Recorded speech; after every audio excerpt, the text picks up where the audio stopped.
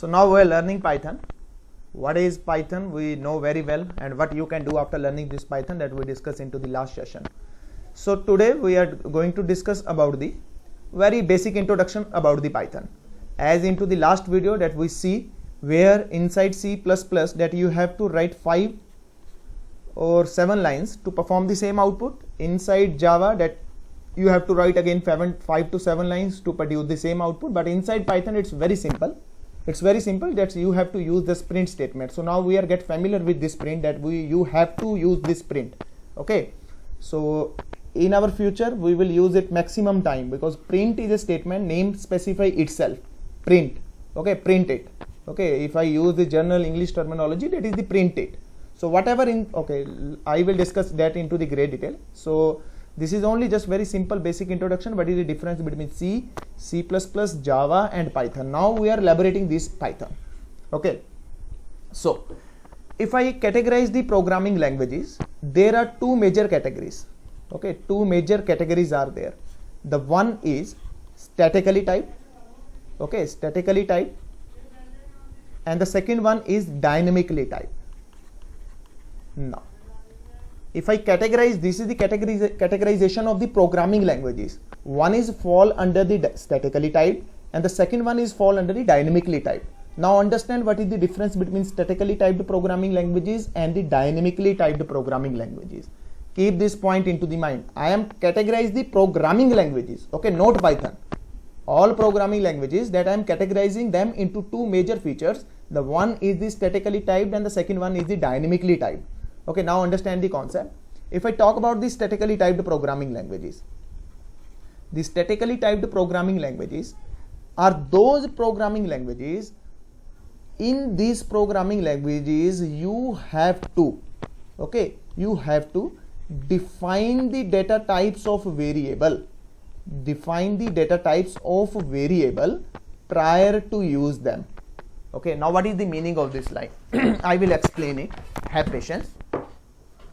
Now just understand the the definition of this statically typed. The statically typed mean that in these programming languages it is mandatory to define the data types of the variables prior to use them. Okay, in the case of the dynamically typed programming languages, there is no need to define the data types of the variable prior to use them. So these are two basic major categories of the programming languages. Now which programming languages fall under the statically typed programming languages and which programming languages fall under the dynamically typed programming languages? Now observe this scenario. If I categorize C, C++ and Java, C, C++ and Java, these are fall under the statically typed programming languages. If I touch the concept of the dynamically typed programming languages, then the Python is there.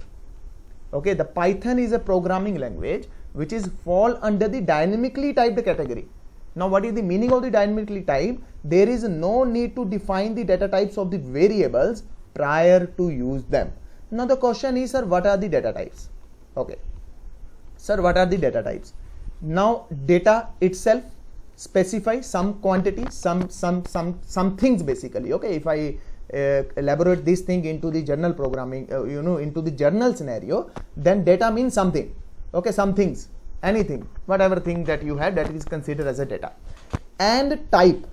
Now what is the type? What is the type of that thing which you have?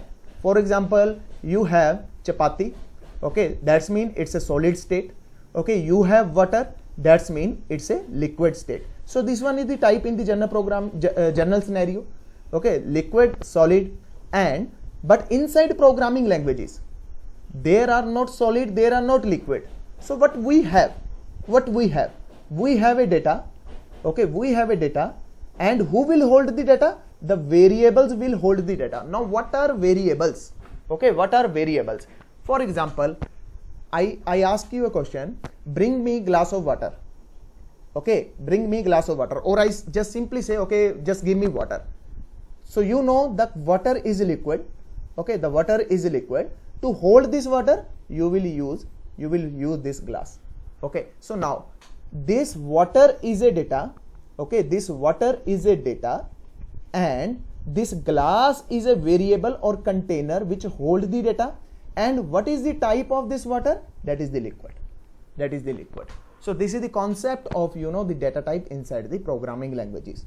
Now data inside programming languages, we don't have water. Okay, we don't have state, that is the liquid. We don't have container like a glass. So what we have inside programming language, the same thing. Okay, the data, the values. Okay, values can be anything. The value can be integer. Okay, value can be float.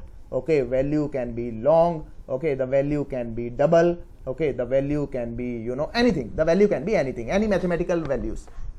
Okay, and these values, okay, these values are called data.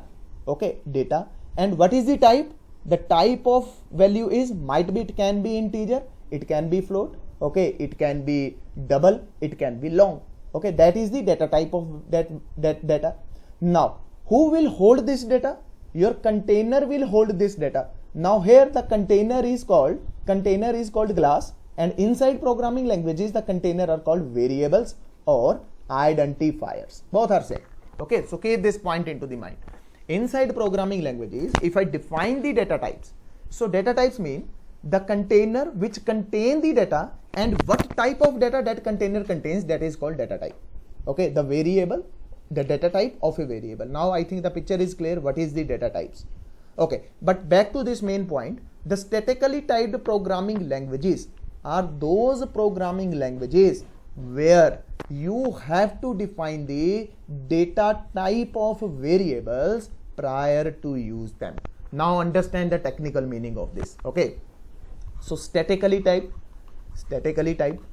the meaning of the statically typed, the data, the variable which you are going to use, you must define the data type of that variable. So for example, I am taking the example of C++ programming language. Okay, inside C++ programming language, let's suppose if you want to assign value to a variable. Okay, let's suppose I am assigning the value inside a variable, and this data, I know this data is integer family. So prior to use this variable, I have to tell the compiler कि beta, this is fall under the category of the integer. I am restricting it. I am restricting this variable a. That's mean it will store the data that is only integer type. Okay, it will store the data that is only integer type. By mistake, in next line, by mistake, if I try to do this, okay, if I try to do this into the C++ programming language, now you will get the error message. Why so? Because prior to use this variable, I tell the compiler that this will hold only integer data. So this concept is called statically typed programming language, where the variables, the container, basically a is a variable like a container, and I am telling it this container is meant only hold the integer data. If by mistake you try to do something else, then I am giving you the error message. The same thing. Okay, if I say you, okay, bring me the water. If you bring the water inside the plate, what will happen? The water will flow out. Or if you bring the chapati inside the glass, then what will happen? Chapati will crush out. The same scenario inside statically programming languages. If you use the variable for integer, if you are using a variable for integer, then prior to use this variable, this container, you must have defined the data type of that container, and this concept is called statically typed programming languages. So this is the important one to understand the concept of the dynamically typed and the statically typed, because 90% people don't know it. Okay, so now I am taking one more example. Inside C++, I am supposed to write a program, very simple program, add two numbers. Okay, add two numbers. So here I am taking a variable int a is equal to 10. This one is a container. Okay, this one is a data. And what is the data type? The integer is a data type. Okay, so this one. Again I am taking one more container, b is equal to 20.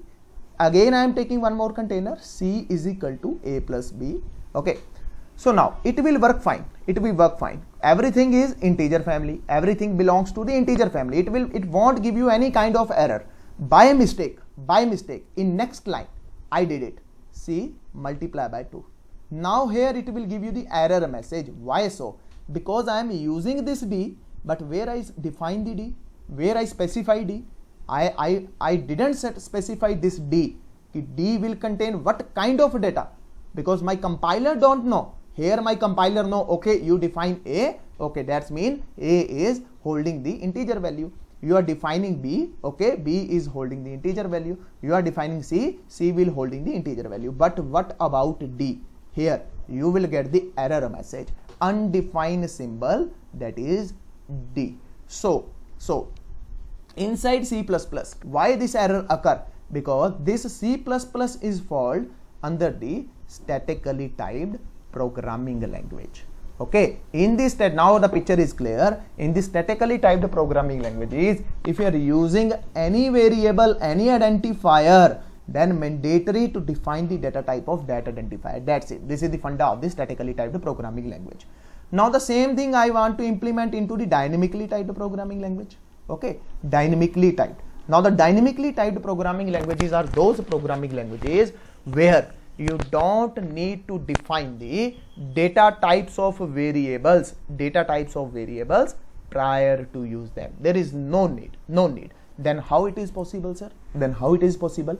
Because the Python interpreter automatically understand whatever data that you are assigning inside that variable, it automatically understand, okay, this is fall under the integer, this is fall under the string, this is fall under the float, this is fall under the something else. So how I can define it? Very simple. Same program that I want to implement into the Python. Now you are touching the Python.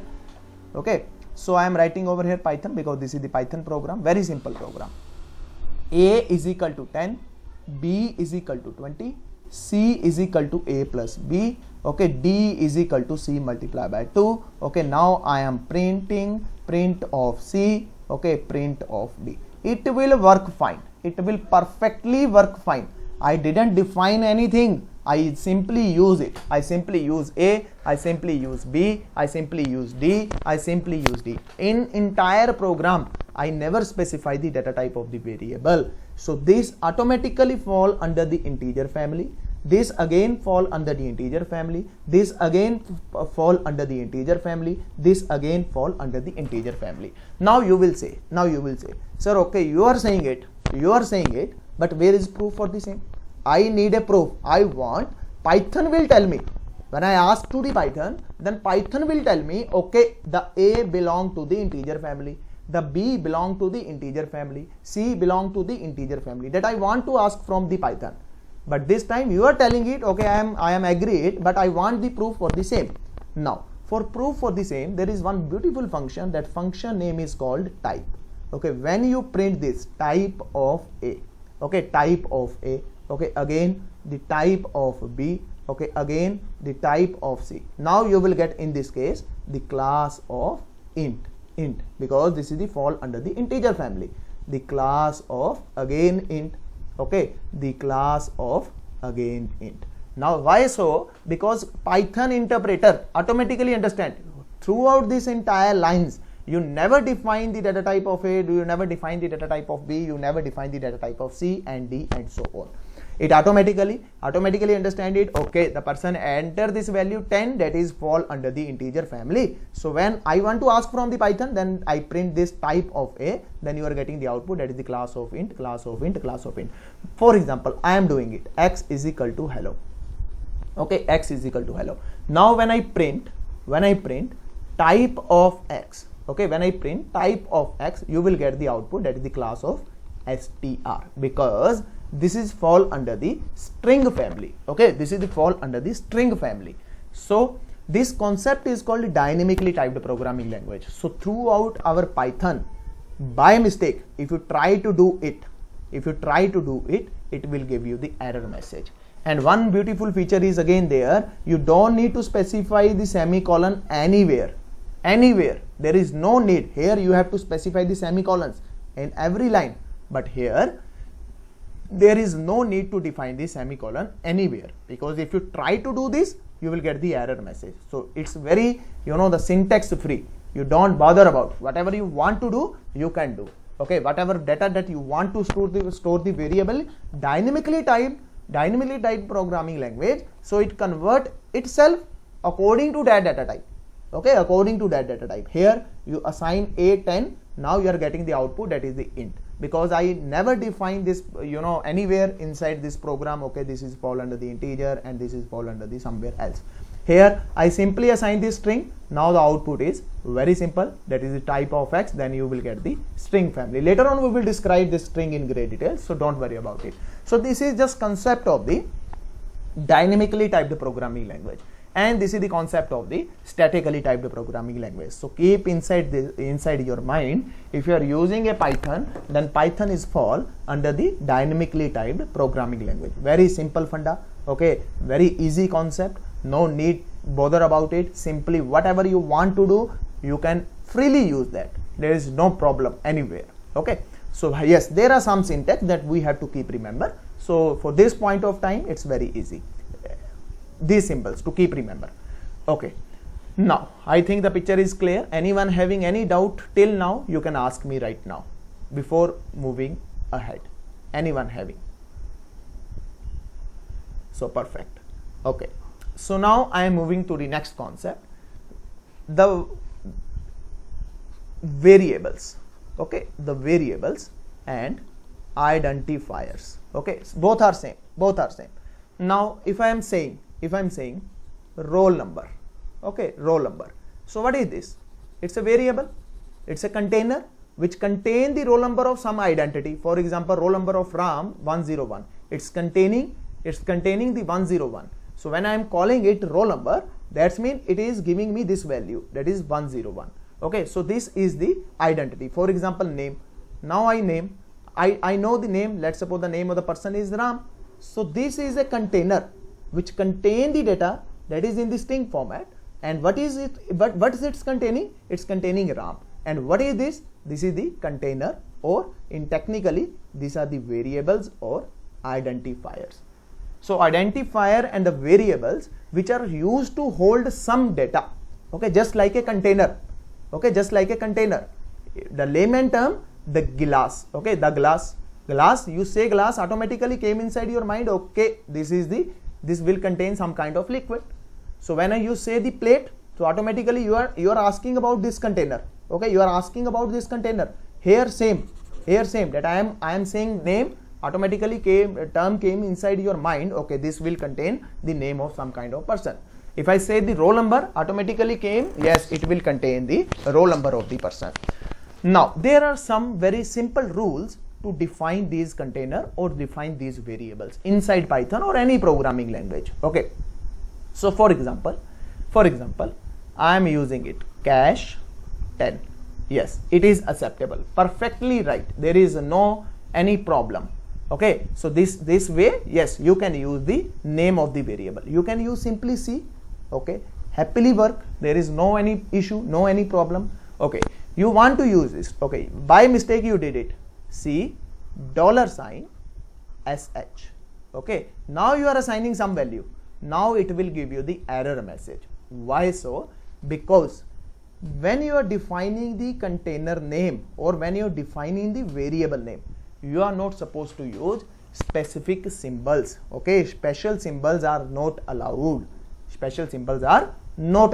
By mistake, if you try to do it, C@SH, now you are assigning some value, it will give you the error message. Okay, error message. Okay, now by mistake, if you try to do this, 1 cache 10, no, again error. Why so? Because variable name cannot be start with the numerical value. Okay, you are not supposed to use any special symbols inside variable names. Okay, and variable name cannot be start with the integer. These are some rules, okay, to define the variables inside Python.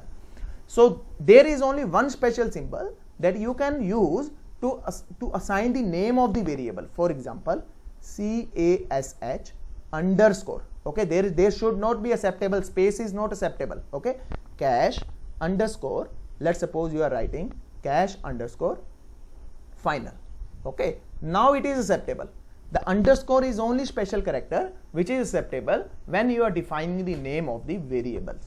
Okay, yes, there is a way you want to define, okay, Ram 1, yes, acceptable, Ram 2 20 acceptable, Ram 3 40 acceptable. Now these are different variables. These are different variable. The one variable name is RAM1. The second variable name is RAM2. The third variable name is RAM3. Yes, you can define something like this. These are acceptable. But by mistake, if you try to do it, 1 RAM is equal to 10. Now you will get the error message.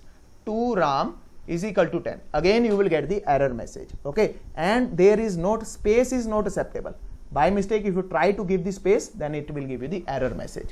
Okay, but yes, you want to use it, you can use RAM 1, 2, 3 up to 1000 n number of times.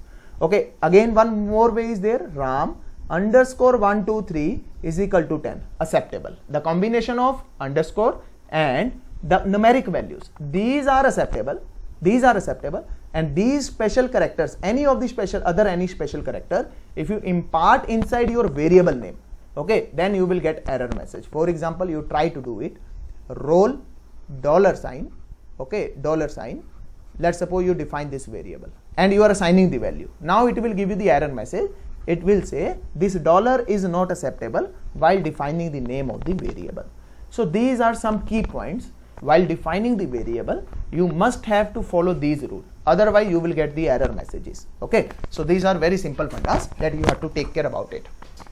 So I think the picture is clear for this, how we can define the variable names. There is only simple rule. Your variable name should not be start with any numerical entry. Okay. And it shouldn't be contain the any special character except of this underscore. Okay. Underscore is acceptable. But yes, there is one more way. You can use something like this, underscore cash is equal to 12, acceptable. Underscore cash underscore 1, 2, 3, acceptable. Okay, these kind of things are acceptable, but for this point of time, I will not touch these points. Okay, later on in the section, when we will proceed further, then I will tell you what is the specific meaning of all this. Okay, you can use underscore, okay, let's suppose any variable name x, y, z, underscore, yes, it is acceptable. But later on I will tell you these points for this point of time, because we are into the starting age. So this point of time, keep this point inside the mind when you are defining the variable name. Okay, variable name, then the variable name should not be contain any special character except underscore. Underscore is acceptable. Okay, and your variable shouldn't be start with the any numeric entry. Okay, you can start with the capital letter, that's not an issue. You can start something like this, that's not an issue, but make sure you are not starting with the any numeric entry. So this is very basic funda to understand the concept of the variables and identifiers. Okay, so for moving to the next, if you want to enter any programming language, okay, if you want to enter any programming language, the most important part is data type.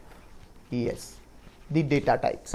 What are the types of data that I can use inside my programming language?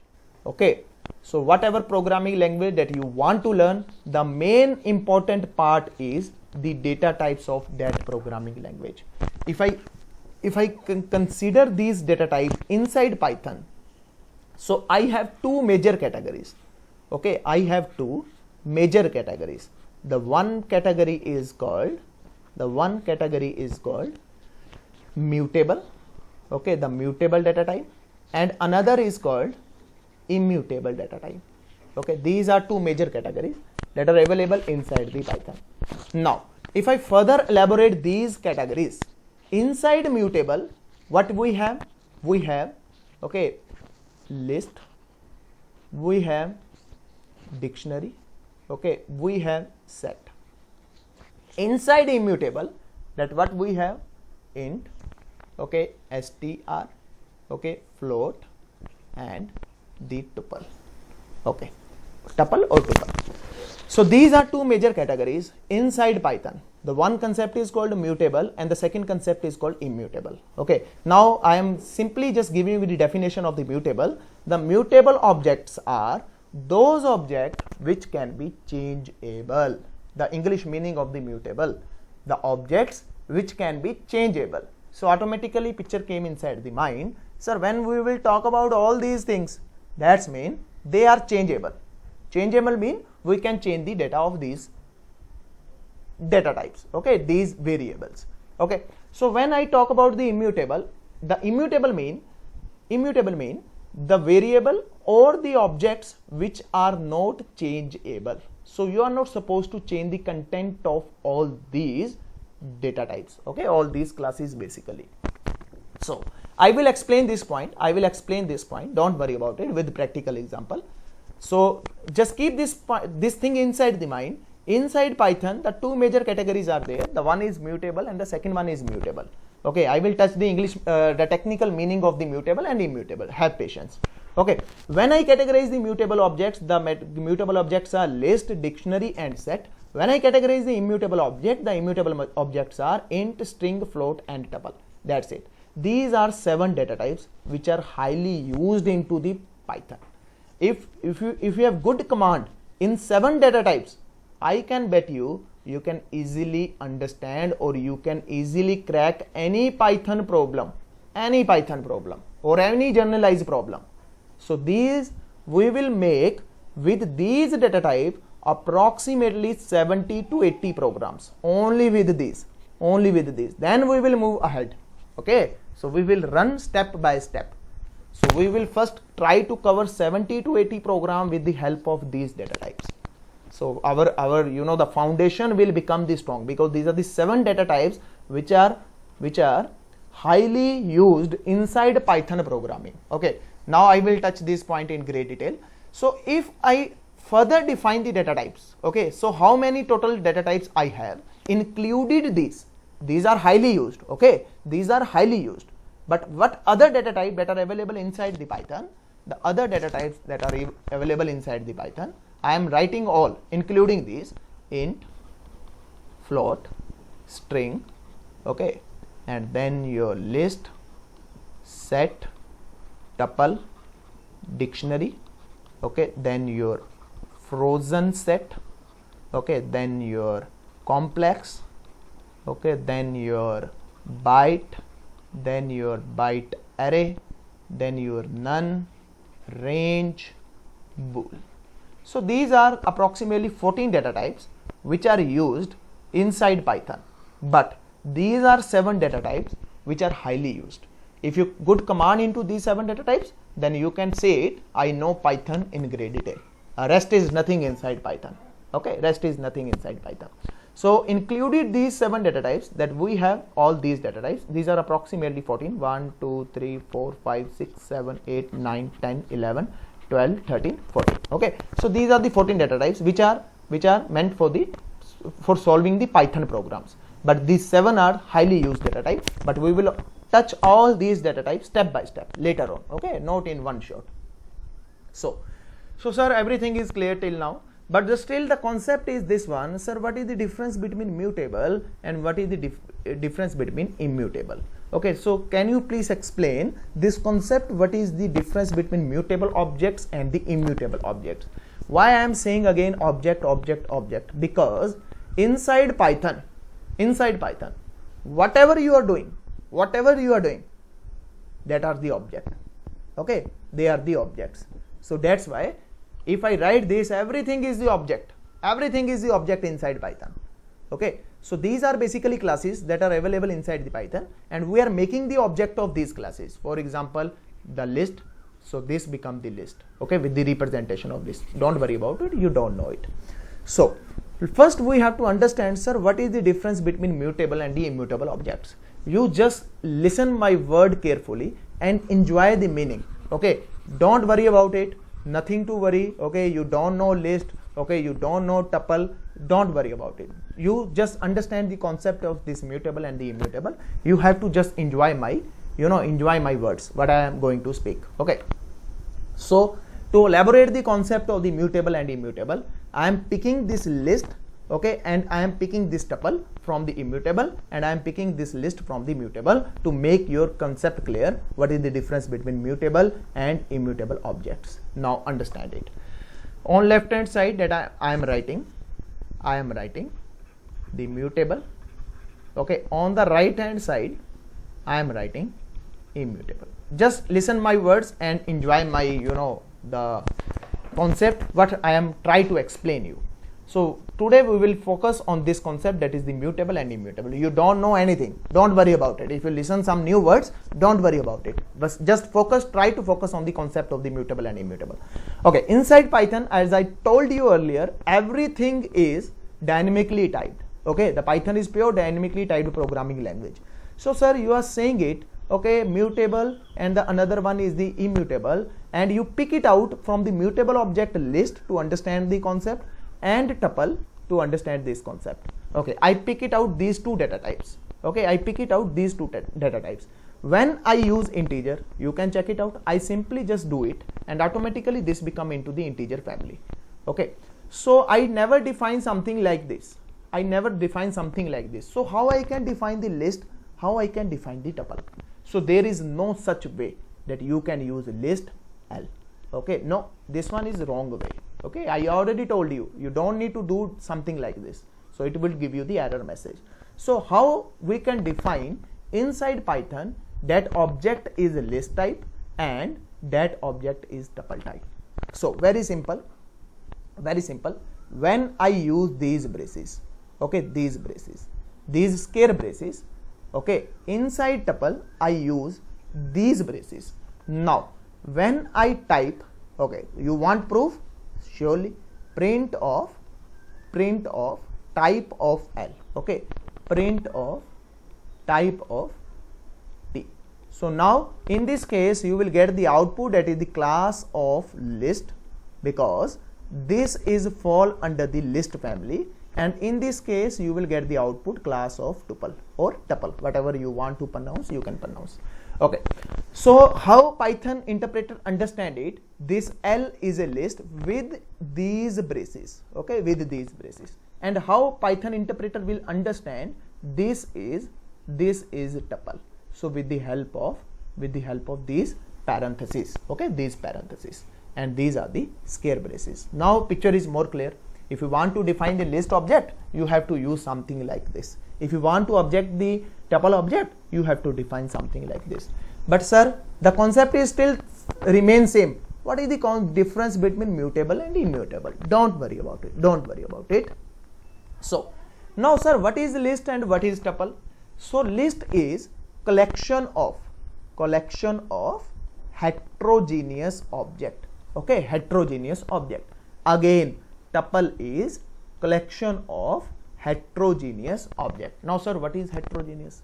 Okay, you might have heard about two terms, homogeneous and heterogeneous. Homogeneous means same, heterogeneous mean different. So both are the collection mean the group of objects, okay, group of entities. So both are the collection of the heterogeneous objects. So this is one funda. This is one funda. Sir, now how we can define this is the collection of the heterogeneous object? Now understand it. For defining this list, I am using 101. Okay, now 101. This is integer, perfect, and this is RAM. Okay, what is this? This is your string. Okay, and again the next one 80.5. This is float value. Now it is the collection of the heterogeneous object. Heterogeneous object means one type I am specifying, that is for the integer, another I am specifying, that is for the string, another I am specifying, that is for the float family. Again same over here, the same thing. It is a collection of the heterogeneous object. So 101, okay, RAM 80.5. No difference till now. No difference till now. Both are collection of the heterogeneous object. But sir, concept is still same there. What is the difference between mutable and what is the difference between immutable? Okay, don't worry about it. Now understand one step ahead inside this list. In the both of cases, indexing, keep this point into the mind. Keep this point or funda inside your mind. In the both of cases, indexing, the starting position always start from 0. Always start from 0. Keep this point into mind. Always start from 0. So this is the funda to understand the concept of the any collection object, whether inside in C++, inside in Java, inside in Python. Always the indexing start with 0. So this is most important. Keep this point into the mind. Okay sir, good. I remember this thing, because every time this is called index, and index always start from the 0. So this is clear. But still sir, still this is the concept of the mutable and immutable. Okay, I am coming to this point. Have patience. Now next step is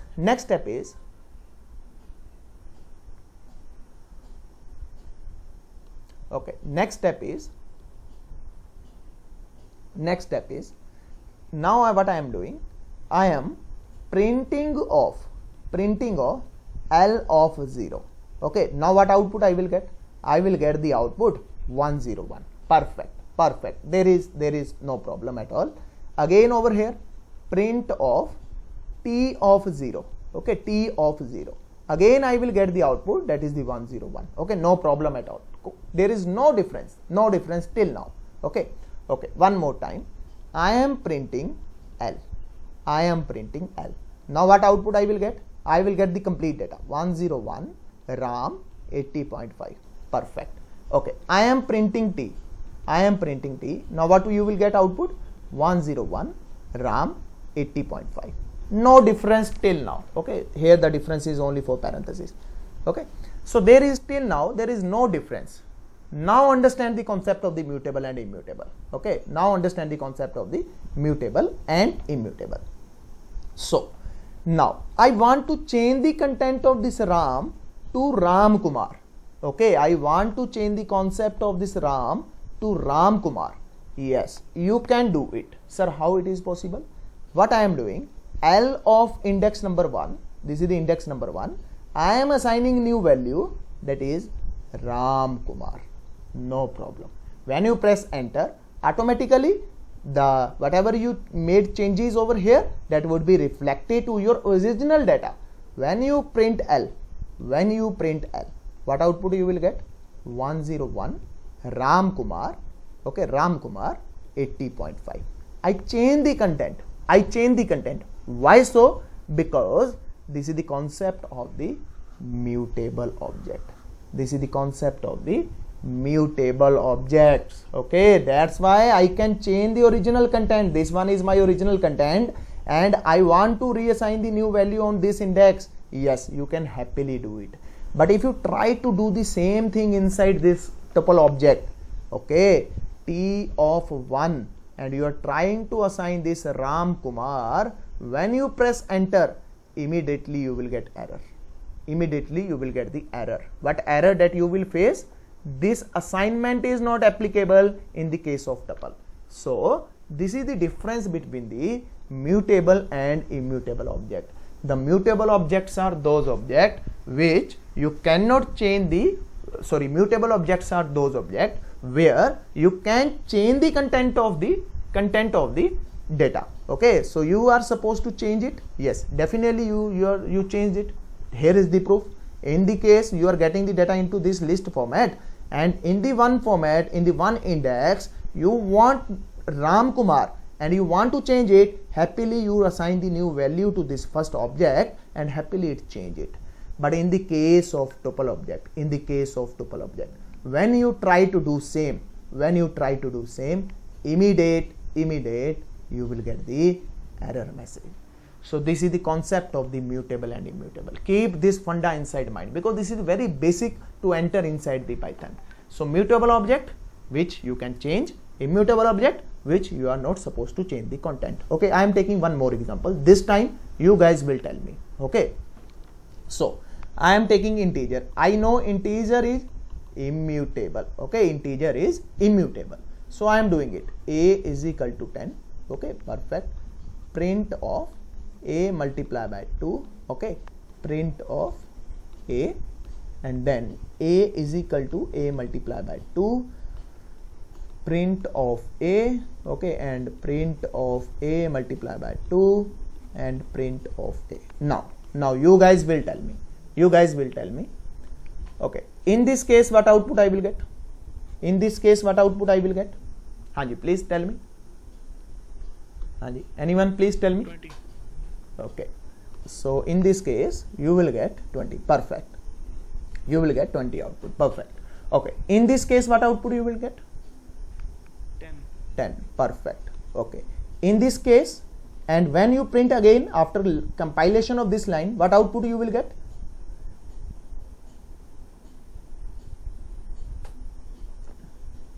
Anyone else? Yes, please.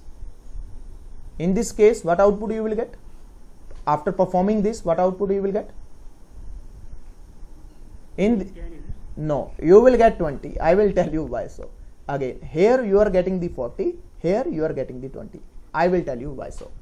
Now understand the concept. Here, this concept is called immutable. This concept is called immutable. Okay, I did the transformation over here, happily accepted. But original content is not changed. Original content is not changed. I did the transformation. I perform over here a into 2, and now it become 20. But original content, when I print it, it remains same. It remains same. Perfect. Okay. Now in this case, what I am doing? I am reassigning this. Reassign. Earlier the value of a is 10, but after performing it, it become 20. Okay. It become 20. So now a value is 20. So reassignment is there. The first time, let's suppose the same example. The first time you live into the India, and after that you move to the Ireland. Now when you spend these years, when my interpreter will understand this line, okay, it will say yes, the person is living in India. After that he will do the the notification, do the mails, do the letters over Indian address. After that again on the Indian address. Okay, but here what exactly happening over here? Here you update your memory address. Okay, earlier your address was India, now you change your value and your new value is Ireland. And now whatever, after performing this line, whatever transformation I made over here, that's mean I am implementing the transformation on the Ireland value. Okay, so this concept is applicable. You can reassign the value. When you reassign the value, now you can check it out. Here I am doing it. What I am doing? I am multiplying it to and reassigning to a. That's mean now a become the 20. A become the 20. So this one is a funda. A reassignment is there. But this is the concept of the immutable. I perform the calculation, but the original content never change. But reassignment is applicable. Same case inside the tuple. Let's suppose you want to change it. Okay. Let's suppose this one is a Ram and you want to change it. Yes, you can change it. You have to reassign the value into the next line. So 101 complete data, Ram Kumar 80.5. Now the previous value was this one, new value was this one. But if you say I just want to process this and want to change only this, that is not feasible in the case of the immutable object. Same thing if it is a list, then it is happily accepted. So I think the picture is clear for the same.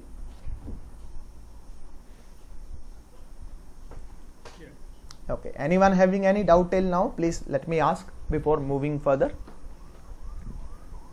Okay, perfect, good. So now we are familiar with mutable and the immutable objects, and we know basic things. Okay, there are 7 data types, and included that 7 data types, that we have 14 data types. Very good. Now I am touching all data types one by one. That is very basic introduction. I will touch only 3 data types today. So understand the concept. Now in the first case I am doing it. A is equal to 10. Okay. Now I am print type of A. Okay. What output I will get? I will get class of int, because this is fall under the integer. Okay. Now in the case of this one, 1 2 3 4 5 6 7 8 9 10 11 12 13 14 15 16 17 18 19 20. What is this? This is the long value. In other programming languages, if you want to assign this type of data into the variable, then the variable should be fall under the long family. Okay, but inside Python everything is int. When I print type of A,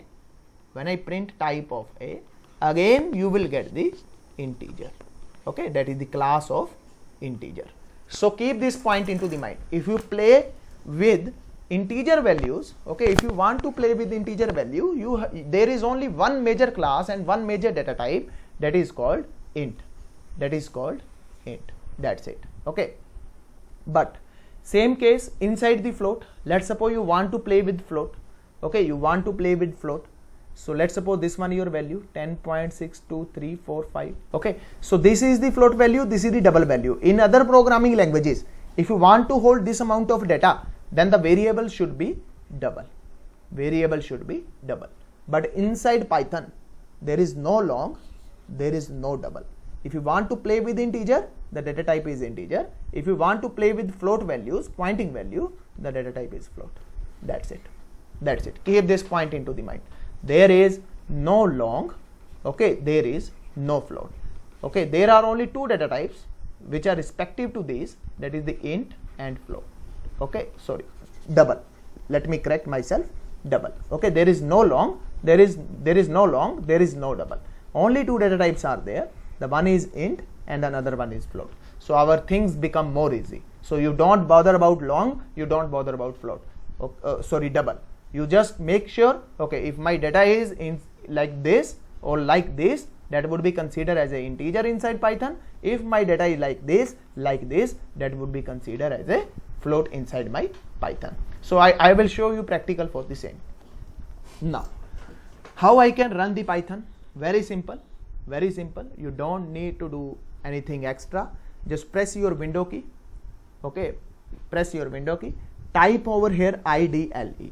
If your Python is installed, then type over here IDLE. Okay, you will get this shell. So you will get this shell. My system is little slow, so it's taking some time, but your system is fast. It will give you the response early.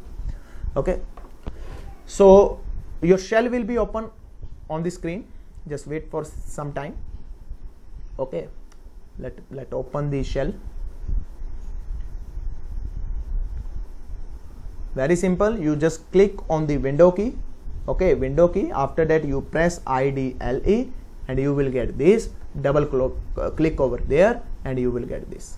Okay, you will get this. So this is the Python shell.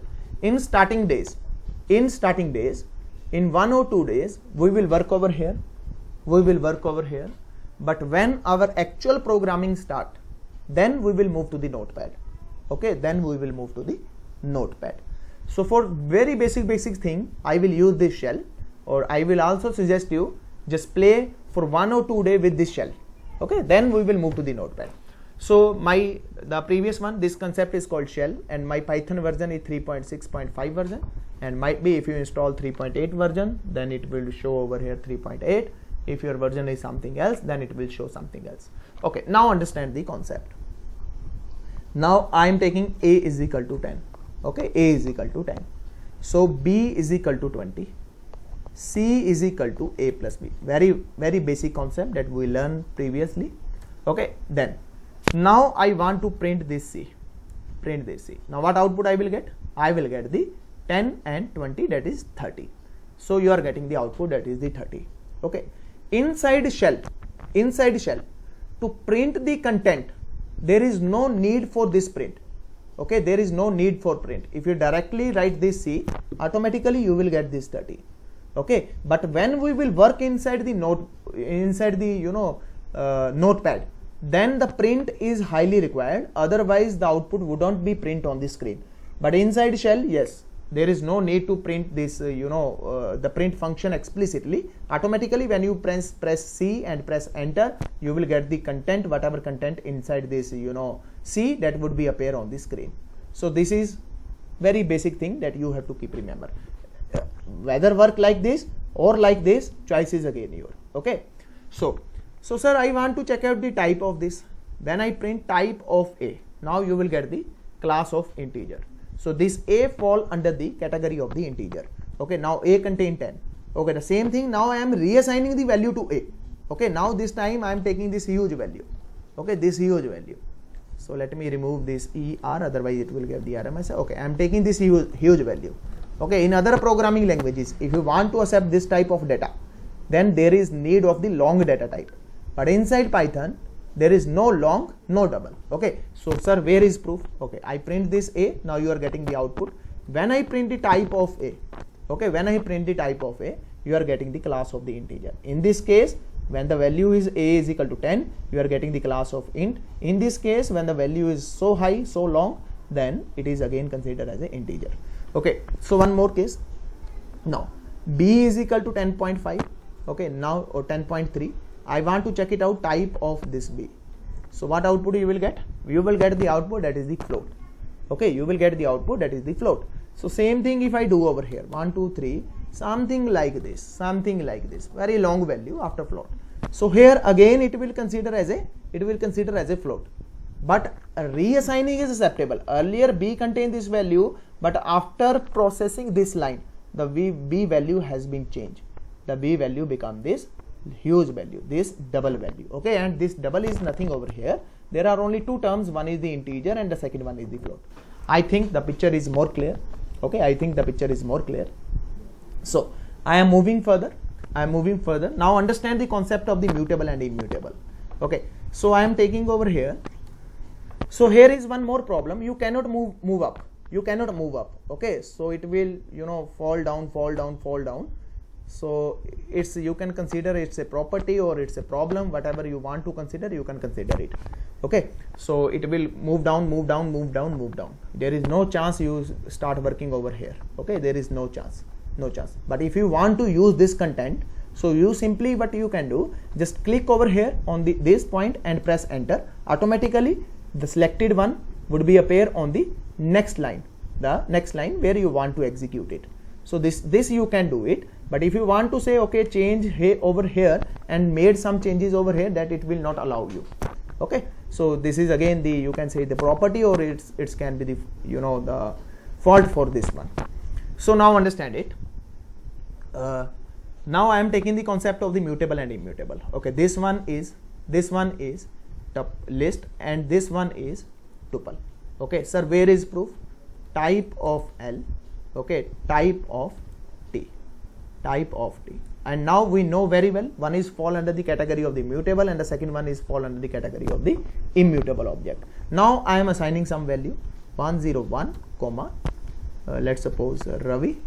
Okay, and then I am giving 50.6. okay, whatever value that you want to give, you can give. Anything that you want to give, you can give. Okay, now again print L, you will get the complete data. Same thing I am doing for tuple. For the tuple, that what you have to do, you know very well. You just change the scare braces to the parenthesis and this one becomes the tuple. Okay, now print type of T. Again it's a tuple. Okay, now print T, you will get the same content. Only difference is these parentheses. Okay, only difference is these parentheses. Now one is fall under the mutable and the second one is fall under the immutable object. So L of 0, you will get the perfect output, that is the 101. Okay, T of 0, you will get again the perfect output, that is again 101. So this one for T 101. Okay, now T of 1, you will get the Ravi, again same. L of 1, you will get again Ravi. Okay, there is no difference till now. Okay, now I don't want Ravi, I want something else, Rajkumar. Okay, Rajkumar. Now what is happening? I am reassigning on the one index, that is previously Ravi, and now this time I am assigning a new value on this specific value, that is something else, that is Rajkumar. Now when I press enter, there is no error, and happily now the content has been changed. Earlier the value was Ravi. Okay, now the value has been changed to Rajkumar. Okay, you want to change the marks for the same? Yes, happily you can change the marks. Okay, for changing the marks, let's suppose 50, 50, 50, 5, 5, 5, whatever marks. Okay, now index of 2. So again print it, you will get the change marks. So anything that you want to change, you can change it. Even you can add the content over here. I will tell you how we can add the content later on. Okay, so in the same case, in the case of tuple, I know tuple is immutable object. If I try to do this, T of 1 is equal to, let's suppose I am giving the new name Raju. Okay, Raju Kumar. So immediately when you press enter, now you will face the error message. What error? The tuple object doesn't support the item assignment. That's mean you are not supposed to use this. If you try to use this in case of the tuple objects, then you will get the error message. The rest of things are same. So we know this is the fall. Why its error is coming? Because this tuple is fall under the immutable category. And the immutable category is that category. If you assign or if you want to change the value of existing objects, then you will get the error message. So keep this funda inside the mind. So I show you the practical for the same. Whatever till now we learn it, I show each and everything you with the example of some practical examples. Okay. So I think more than enough for today. I am not touching the new, that is the next data type, string, complex. Okay. So tomorrow I will discuss step by step all data types. Okay. Very basic introduction of all data types. Later on, when we will drill down this string, at that time I will give you 10 assignments which are respected to this string. Okay. And what are the methods we will describe in greater detail. Okay. Later on, but that is the later on part. For tomorrow, I will just give you the introduction about all the data types. Whatever data types that remaining, I will give you soft introduction. So in future, you can easily grab these things. So when I say list, now you guys are clear. Okay, list, sir is talking about list. So you automatically picture is clear inside your mind, that is mutable, and that is the concept of the heterogeneous object. When I say integer, okay, automatically picture came inside your mind. Okay, this is the integer value. So step by step we will proceed further. Okay. So till now, any doubt, any question, you can ask me right now. So anyone having any question, any doubt, please ask me till now.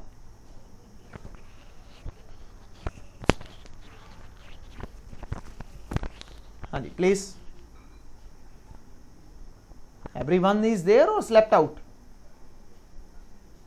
Sir, I have a doubt. Please ask.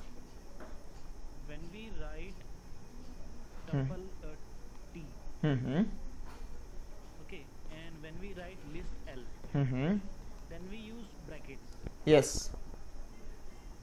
at the left side in order to reassign the value. This one. You are saying this one. What would be the brackets used? Yes, I know definitely someone will ask this question me. So keep this funda inside mind. Okay, basically this technically this concept is called slicing. So keep this funda inside mind. When you are performing slicing, okay, in the case of slicing, the brackets are always same. So doesn't matter it's a tuple, doesn't matter it's a list. Okay, so this is the again property of the Python. So doesn't matter it's a tuple. Okay, when I use the assignment operator, now it become T become your list. Okay, L become your tuple when I use this assignment. Or when I do the the slicing concept, I want to fetch the index value for the same. Again you have to use whether it's a list or whether it's a tuple, the parentheses are same. So this is the funda. Okay, sir. So inside Python, when you, this concept technically called slicing. Inside Python, when we will do slicing, doesn't matter it's a list, it's a string, or it's a tuple. So it doesn't matter. So whenever you want to perform the slicing inside the Python, so keep the funda inside mind. The braces are square braces always. Okay, in the case of list dictionary as well. Later on we will touch these all points. For this point of time, you guys just understand, if you want to do the slicing means to slice out something. So I am obviously slice out something. I am fetching this index. I am getting a one piece from this entire data. So when you have to perform slicing, to make sure you are using these braces. Okay. So anyone having another doubt, please ask me. I have one doubt. Yeah, sure. You use the ID and then you put the A equal to 10, B equal to 20. Yes. And then you assign A value the big number. Yes. And then you I see the value is still same 30. Like why? No. Check it out the concept. You are talking about this concept. Here what I am doing, A is equal to 10, B is equal to 20, C is equal to A plus B. Okay, now when I printing C, then I am getting 30. Again I print C, then I get 30. Okay, so here I print A, the value is 10. Okay, here I am reassigning the value. Now the previous values vanish out. This 10 has been vanish out and it will be assigning the new address or new value. So earlier the 10 is living in the India. Now the 10 has been moved to somewhere else into the Ireland. Okay, now the present address of the this A is this value. So because I reassign the value, this is the concept similar like our Actually, she can change, like you assign the new value A, so she should be changed to intercept. no. How C can be changed, sir? How C can be changed? Because I assign this. What I am doing, understand the concept. Let's suppose this is, understand it. This is one container. This is one container. Okay. This is another container. Inside one container there is let's suppose water. Inside another container, let's suppose there is wine. You can say it, or whatever you want to say. You can say it. Don't worry about it. Okay. Inside this, let's suppose the sugar. Inside this, let's suppose the water. Okay. Now this is the new container. In this new container, I copy this value or I use this value. I mix these two values. Okay. Now this container C containing the mixture of water and the mixture and the sugar. Okay. It's containing the water and the sugar mixture.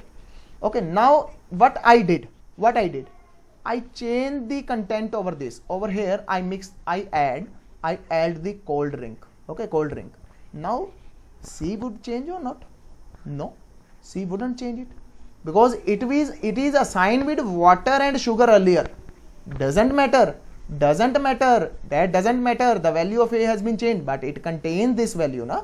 Until unless I do the same activity again, then the C container will change its state. So this is the concept.